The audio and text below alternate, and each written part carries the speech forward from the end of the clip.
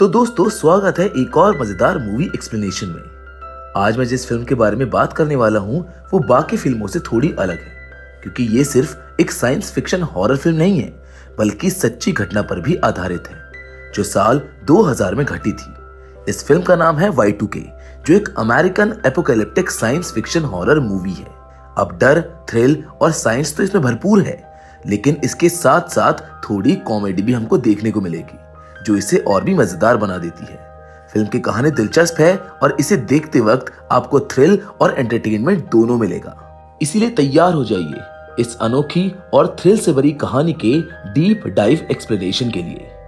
इस फिल्म की शुरुआत होती है 1999 के 31 दिसंबर से, जहां पर हम इलाई नाम के एक हाई स्कूल स्टूडेंट को देखते हैं। इलाई एक इंट्रोवर्ट लड़का है जिसे अपनी क्लासमेट लॉरा पर क्रश है, लेकिन उससे सीधे बात करने की उसके अंदर हिम्मत नहीं है। हालांकि वो कंप्यूटर पर मैसेज के जरिए उससे बातें करता रहता है, लेकिन लॉरा के सामने आते ही वो काफी नर्वस हो जाता है। इलाई अपने दोस्त डैनी के घर पर जाता है, जो उसको हिम्मत देता है कि उसको लॉरा से खुलकर बात करनी चाहिए, लेकिन इलाई के लिए ये इतना आसान नहीं था। इसके बाद दोनों VHS शॉप में जाते हैं, जहां पर उनका दोस्त गैरेट काम करता है। गैरेट उनको अंदर ले जाता है, जहां पर वो नए साल की पार्टी की प्लानिंग कर रहे होते हैं। वहां से निकलने के बाद उन्हें कुछ बुली लड़के मिलते हैं जो उनका मजाक उड़ाने लगते हैं। अब किसी तरह उनसे पीछा छुड़ाकर वो ग्रोसरी स्टोर पहुंचते हैं। कुछ देर बाद वहां पर लॉरा भी आ जाती है, जिसको देखकर इलाई बेचैन हो जाता है। डैनी उससे बात करने के लिए उकसाता है और आखिरकार इलाई हिम्मत जुटाकर लॉरा से बात करने जाता है। बातचीत के दौरान इलाई लॉरा के बॉयफ्रेंड जोनस के बारे में पूछता है, जिससे उसको पता चलता है कि उन दोनों का ब्रेकअप हो चुका है। ये सुनकर तो वो अंदर ही अंदर काफी खुश हो जाता है, क्योंकि अब उसके पास एक मौका था।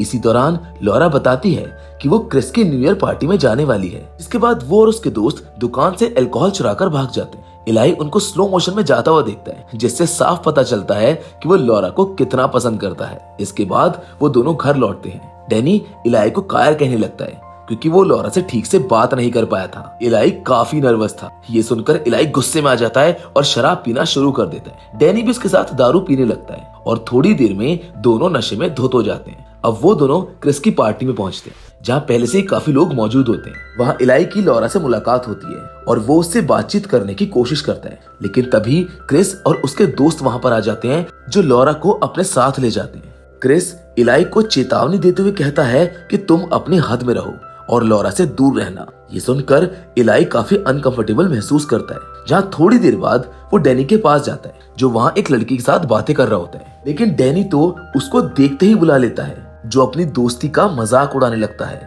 ताकि लड़की को इम्प्रेस कर सके। ये देखकर इलाई को एक बार फिर से गुस्सा आ जाता है और वो वहाँ से निकलने का फैसला करता है। इलाई लॉरा को ढूंढने के लिए पार्टी में इधर उधर भटक रहा था। इसी दौरान उसकी नजर एक कमरे पर पड़ती है, जहाँ उसके स्कूल के दो स्टूडेंट्स राली और एडन एक दूसरे के साथ इंटिमेट हो रहे थे। इलाई उन्हें नजरअंदाज करता है और आगे बढ़ जाता है, जिसके कुछ देर बाद लॉरा मिल भी जाती है, लेकिन वो क्रिस के साथ थी, जो उसको किस कर रही थी। ये देखकर तो इलाई का दिल ही टूट जाता है। उसी वक्त डैनी उसके पास आता है और अपने बर्ताव के लिए उससे माफी मांगता है। इलाई दुखी नजर आता है, लेकिन इससे पहले कि कुछ और होता, लाइट्स अपने आप ही ब्लिंक करने लगती है और तभी सबको राली की चीख सुनाई देती है, जिसको सुनकर सब ऊपर की तरफ भागते हैं, जहां पर उनको एडन की लाश पड़ी हुई दिखती है। राली कमरे में एक कोने में सहमी हुई बैठी हुई थी। ये सब कुछ अचानक हुआ था, किसी को कुछ भी समझ में नहीं आ रहा था। क्रिस ने बिना सोचे समझे राली पर ही इल्जाम लगा दिया कि उसी ने एडन को मारा है। राली बुरी तरह डर चुकी थी और लॉरा उसको संभाल रही थी। राली बताती है कि जब लाइट बंद हुई थी तब सब कुछ नॉर्मल था, लेकिन जैसे ही लाइट वापस आई एडन की हालत ऐसी हो गई। सब लोग इसी पर बहस कर ही रहे थे कि तभी एक छोटी टॉय कार वहां पर आती है। शुरुआत में किसी का उस पर ध्यान नहीं जाता है, लेकिन फिर सब गौर करते हैं कि ये कोई साधारण टॉय कार नहीं थी। इसमें दो छोटे छोटे हाथ लगे हुए थे, जो स्टफ्ड टॉय से बनाए गए थे। अचानक उस कार ने एक हाथ से हेयर स्प्रे निकाला और पास खड़े एक लड़के की ओर पॉइंट कर दिया। वो लड़का इसको देखकर हंसने लगा, लेकिन तभी कार के दूसरे हाथ ने एक लाइटर जलाया और स्प्रे के संपर्क में आते ही उसमें भयंकर आग लग गई। वो लड़का बुरी तरह जलने लगा। ये नजारा देखकर पूरी पार्टी में अफरा तफरी मच गई। सब इधर उधर भागने लगे, लेकिन असली डर तब पैदा हुआ जब इलेक्ट्रॉनिक चीजें खुद से लोगों पर हमला करने लगी। किसी पर मिक्सर ग्राइंडर अटैक कर रहा था तो किसी को दूसरे इलेक्ट्रॉनिक उपकरण मार रहे थे। इस बीच लॉरा, डैनी और एलाई एक साथ थे। वो पार्टी से निकलने की कोशिश कर रहे थे। रास्ते में उनको क्रिस दिखता है जो लॉरा को अपने साथ ले जाना चाहता था, लेकिन लॉरा राली को छोड़कर कहीं नहीं जाना चाहती थी। इस पर क्रिस गुस्से में आ जाता है और कहने लगता है कि सबसे पहले खुद को बचाना चाहिए, दूसरों की चिंता करने का कोई मतलब नहीं है। लेकिन उसकी यही सेल्फिश सोच उसकी मौत की वजह बन गई। भागते भागते क्रिस का सर एक इलेक्ट्रिक ओवन में फंस गया और तेज गर्मी के कारण वो दर्दनाक मौत मारा गया। लॉरा, डैनी और एलाई अब राली को ढूंढने लगते हैं, लेकिन तभी राली उनके पास आती है और उसी वक्त एक मॉडिफाइड टॉय कार उनके ऊपर हमला कर देती है। कार में एक ड्रिल मशीन लगी होती है और वो राली को बेरहमी से मार डालती है, जिसके बाद वो कार उनकी तरफ बढ़ने लगती है, लेकिन डैनी उस कार को तोड़ देता है। अब गिने चुने 6 लोग ही बचे थे, डैनी, एलाई, लॉरा, फर्कस जो कि वही बुली लड़का था और 2 और स्टूडेंट्स ऐश और सीजे। सब लोग हाफते हुए सोच रहे थे कि आखिर ये हो क्या रहा है। तभी उनमें से एक कहता है कि ये Y2K है। सबके मन में सवाल उठता है कि आखिर Y2K क्या है, जहां बाद में ये समझ आता है कि Y2K असल में साल 2000 से जुड़ा एक कंप्यूटर बग था। लेकिन ये सिर्फ एक तकनीकी गड़बड़ नहीं थी, बल्कि एक ऐसी चीज थी जो अब पूरे सिस्टम को अपने कंट्रोल में लेकर इंसानियत को खत्म करने पर उतारू था। अब ये AI वर्सेस ह्यूमंस की जंग थी, जहां इंसानों के पास बचने का बहुत कम मौका था। जैसे जैसे हालात और गंभीर होते जा रहे थे, उन लोगों को एक ऐसी जगह की जरूरत थी जहां कोई भी इलेक्ट्रॉनिक उपकरण ना हो। तभी लॉरा एक पुरानी फैक्ट्री के बारे में बताती है, जहां ना तो बिजली थी और ना ही कंप्यूटर या कोई दूसरी इलेक्ट्रॉनिक मशीन। वहां जाकर वो सुरक्षित रह सकते थे। लेकिन इसी बीच फर्कस बहस करने लगता है। खासकर डैनी और फर्कस के बीच तनाव बढ़ जाता है। हालांकि ये वक्त बहस में उलझने का बिल्कुल नहीं था, क्योंकि उन्हें जल्द से जल्द फैक्ट्री तक पहुंचना था। इसीलिए वो स्केटबोर्ड और साइकिल लेकर निकलने की तैयारी करने लगते हैं, जबकि फर्कस स्केट शूज पहन लेता है। डैनी भी दरवाजे के पास जाता है ताकि वो अपना बैग उठा सके, और उसी वक्त एक रोबोटिक हाथ उसको पकड़ लेता है। ये कोई साधारण मशीन नहीं थी, बल्कि इलेक्ट्रॉनिक उपकरणों से बना एक घातक रोबोट था। डैनी फंस चुका था, उसकी हालत गंभीर होती जा रही थी। इलाई उसको बचाने की कोशिश करता है, लेकिन डैनी समझ जाता है कि अब उसका बचना नामुमकिन है। ये देखकर इलाई का दिल टूट जाता है, लेकिन उनके पास ज्यादा वक्त नहीं था। उन्हें अपनी जान बचाने के लिए वहां से भागना ही था। बाहर निकलते ही फर्कस असंतुलित होकर गिर पड़ता है और एक खतरनाक इलेक्ट्रॉनिक डिवाइस से टकराकर वहीं पर मारा जाता है। लेकिन इस वक्त तो कोई रुककर शोक भी नहीं मना सकता था, इसीलिए वो सभी फौरन फैक्ट्री की ओर चले जाते हैं। पीछे से वही खतरनाक रोबोट बाहर आता है और फर्कस के शरीर से एक इलेक्ट्रिक डिवाइस निकालकर खुद के अंदर जोड़ लेता है, जिससे वो और भी ज्यादा ताकतवर बन जाता है। अब ये लोग पुरानी फैक्ट्री के करीब पहुंच चुके थे, लेकिन चलते चलते थोड़ा आराम करने का फैसला करते हैं। ऐश के पास एक कैमरा था, जिसे देखकर बाकी लोग घबरा जाते हैं। उन्होंने उसको समझाने की कोशिश की कि ये कैमरा हमारी जान ले सकता है, लेकिन ऐश उनकी बात नहीं मानती है और जिद पर अड़ जाती है। जहां हालात बिगड़ता देख सीजे ऐश को मनाने उसके पीछे चला जाता है। इसी दौरान इलाई अपने दोस्त डैनी की मौत को याद करके बुरी तरह टूट गया था। उसकी तकलीफ देखकर लॉरा उसको सांत्वना देने की कोशिश करती है। अब वो लोग आगे का सफर पैदल तय करने लगते हैं, क्योंकि रास्ता इतना खराब था कि स्केटबोर्ड या साइकिल काम ही नहीं आ सकते थे। आगे जाकर वो एक ऊंची जगह पर पहुंचते हैं, जहां से पूरा टाउन साफ दिख रहा था, लेकिन ये टाउन अब पूरी तरह तबाह हो चुका था। तभी उनको समझ आता है कि ये सिर्फ एक लोकल इमरजेंसी नहीं थी, बल्कि ये एक ग्लोबल थ्रेट बन चुका था। आखिरकार वो पुरानी फैक्ट्री तक पहुंच जाते हैं, जहां पर उनको गैरेट और कुछ सर्वाइवर्स मिलते हैं। गैरेट तुरंत इलाई से डैनी के बारे में पूछता है, लेकिन इलाई की चुप्पी और चेहरे की मायूसी देखकर ही गैरेट सब कुछ समझ जाता है। वहीं पर जोनस भी मौजूद होता है, जो लॉरा को देखकर उसको गले लगा लेता है।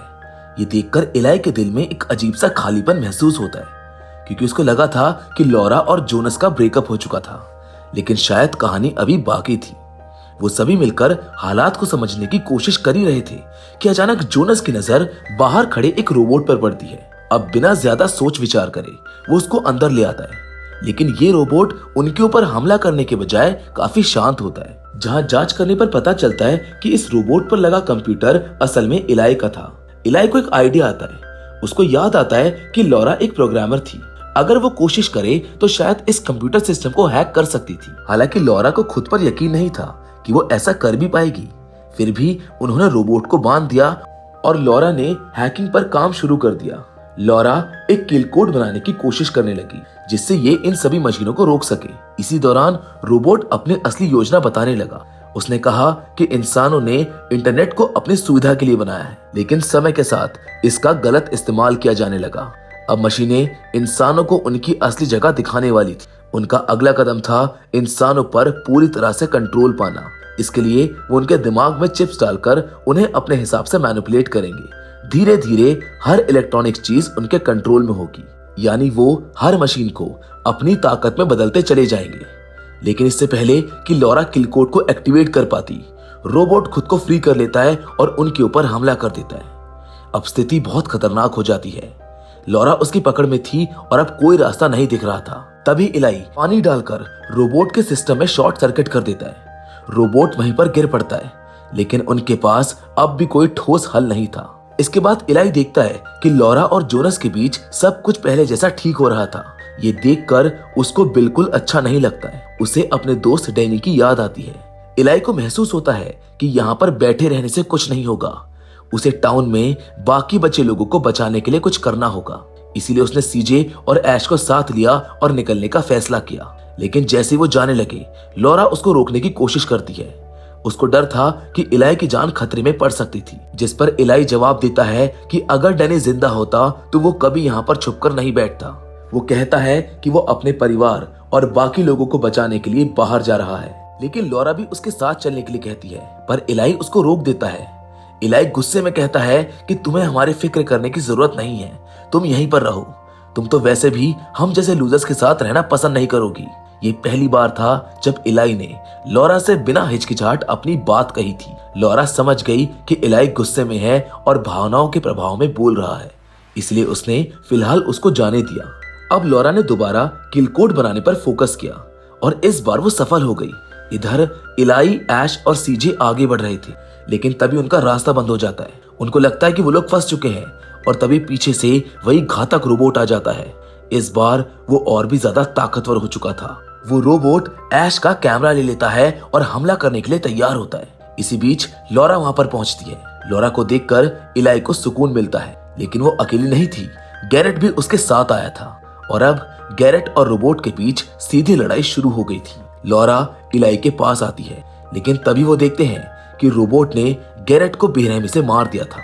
ये देखकर सभी घबरा जाते हैं, तो पास ही में रखे एक पोर्टेबल टॉयलेट में छिप जाते हैं। लेकिन रोबोट इलाई के बैग से उसको खींचने की कोशिश करता है, पर किसी तरह इलाई खुद को छुड़ाने में कामयाब हो जाता है और टॉयलेट के अंदर घुस जाता है। तभी वो टॉयलेट ढलान पर फिसलने लगता है, जो तेजी से नीचे चला जाता है, जिससे वो सभी किसी तरह बच जाते हैं।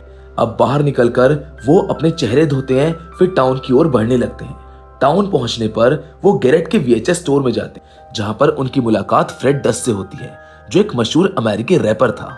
उसे देखकर वो सब हैरान रह जाते हैं। फ्रेड उनको बताता है कि उसने भी अपने दोस्तों को खो दिया था और वो इन सब से बचने के लिए यहाँ पर छिपा हुआ है। इसी दौरान लॉरा उन्हें बताती है कि उसने एक किल कोड बनाया है जिससे इन सभी रोबोट्स को रोका जा सकता है। वो बताती है कि पूरा रोबोटिक सिस्टम एक नेटवर्क के जरिए संचालित हो रहा है और अगर वो इस कोड को उस नेटवर्क में डाल दे तो सब कुछ खत्म हो सकता है। ये नेटवर्क हाई स्कूल से नियंत्रित हो रहा था, इसीलिए उन्हें वहां जाकर इस कोड को अपलोड करना था। वो फ्रेड को अपनी योजना में शामिल करने के लिए मनाते हैं और वो राजी हो जाता है, जिसके बाद वो सब मिलकर चुपके से हाई स्कूल पहुंचते हैं, जहां अंदर जाकर वो देखते हैं कि वहां पर एक बड़ा कंप्यूटर सिस्टम है जिससे सभी रोबोट नियंत्रित हो रहे थे। लेकिन तभी एक छोटा रोबोट वहां पर आ जाता है जो फ्रेड के ऊपर हमला कर देता है। सीजे बीच में आकर उसको बचा लेता है, लेकिन इस दौरान वो खुद भी काफी गंभीर रूप से घायल हो जाता है। फ्रेड ये देखकर बेहद दुखी होता है क्योंकि सीजे उसकी वजह से घायल हुआ था, लेकिन चोट इतनी गहरी थी कि कुछ ही देर में सीजे दम तोड़ देता है। जिसके बाद ये लोग एक भयानक नजारा देखते हैं। लोगों के शरीर में चिप लगाई जा रही थी जिससे वो पूरी तरह से एआई रोबोट्स के नियंत्रण में आ गए थे। तभी फ्रेड सबका ध्यान अपनी ओर खींचने की कोशिश करता है ताकि लॉरा कंप्यूटर में किल कोड डाल सके। लॉरा जल्दी से उस कोड को अपलोड कर देती है और देखते ही देखते पूरा सिस्टम बंद हो जाता है। सभी कंप्यूटर बंद हो जाते हैं और रोबोट्स निष्क्रिय हो जाते हैं। जिसके बाद ये कहानी 5 साल आगे बढ़ जाती है। अब लॉरा और एलाई साथ में हैं। वो डैनी की कब्र पर उसको श्रद्धांजलि देने जाते हैं। उनके साथ बाकी बचे दोस्त भी होते हैं जो अपने खोए हुए साथी को याद कर रहे होते हैं। हालांकि लड़ाई खत्म हो चुकी थी, लेकिन डैनी अब उनके साथ नहीं था। जब वो वहां से जाने लगते हैं तो ऐश का नया आईपॉड अचानक से ग्लिच करने लगता है। यही वो क्षण था जब उनको एहसास होता है कि एल्गोरिदम पूरी तरह नष्ट नहीं हुआ था, यानी खतरा अभी भी टला नहीं था। जिसके साथ ये फिल्म यहीं पर खत्म हो जाती है। तो दोस्तों, अगर बात करें हम Y2K की, तो ये कंप्यूटर बग था जिसे मिलेनियम बग भी कहा जाता था। इस बग के कारण ये डर था कि जैसे ही साल 2000 आएगा, दुनिया भर के कंप्यूटर सिस्टम और सॉफ्टवेयर खराब हो जाएंगे। अगर ये समस्या हल नहीं की जाती तो businesses, banking systems, stock market और तो और कंट्री की इकोनॉमीज ध्वस्त हो जाती। लोग इस समस्या से इतना घबरा गए थे कि प्राइवेट कंपनीज ने गवर्नमेंट के साथ मिलकर काम किया था। असल में Y2K सिर्फ एक तकनीकी समस्या थी जिसे समय रहते सुलझा लिया गया था। लेकिन ये फिल्म फिक्शनल थी जिसमें सिर्फ मिलेनियम बग को इस्तेमाल किया गया है। But to be very honest, आजकल जितना AI यूज हो रहा है, ऐसी सिचुएशन फ्यूचर में शायद आ सकती है। वेल, हमको इन चीजों के लिए प्रिपेयर रहना चाहिए। बाकी फिलहाल आज के इस वीडियो में बस इतना ही। हमें आप कमेंट करके जरूर बताइएगा कि आपको ये कहानी कैसी लगी। बाकी इस वीडियो को लाइक और हमारे चैनल को सब्सक्राइब करना ना भूलें। मैं जल्द ही आपके लिए एक और नई वीडियो लेकर आऊंगा, पर हमेशा की तरह। तब तक के लिए धन्यवाद।